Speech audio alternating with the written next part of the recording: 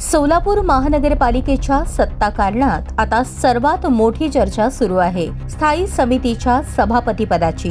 महापौर आणि उपमहापौर पदांची विभागणी झाल्यानंतर आता तिजोरीच्या चाव्या कोणाच्या हातात येणार, पाहूया हा खास रिपोर्ट। पालिका निवडणुकीनंतर ओबीसी प्रवर्गातून विनायक कोंडेल यांनी महापौर पदाची धुरा सांभाळली, तर उपमहापौर पद आमदार सुभाष देशमुख यांच्या गटातील ज्ञानेश्वरी देवकर यांच्या वाट्याला गेले।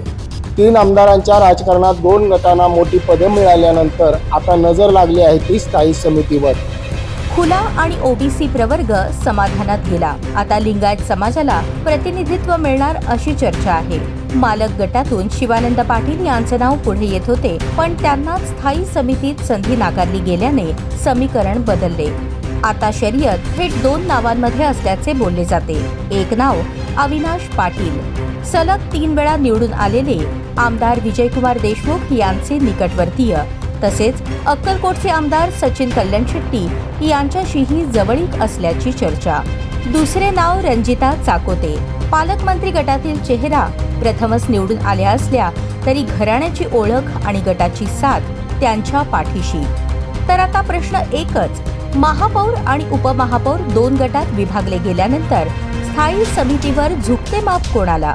अनुभवाला प्राधान्य दिले जाणार का, की गटबाजी पुन्हा वरचढ ठरणार? सोलापूर शहराच्या सत्ता कारणात पुढील काही दिवस निर्णायक ठरणार आहेत। तिजोरीची चावी कोणाच्या हाती जाणार याकडे संपूर्ण शहराचे लक्ष लागले आहे। या राजकीय घडामोडींवर आम्ही ठेवत आहोत बारीक नजर। पाहत रहा ब्रेन न्यूज चॅनल, कारण बातमी आमची, निर्णय पक्षश्रेष्ठींचा।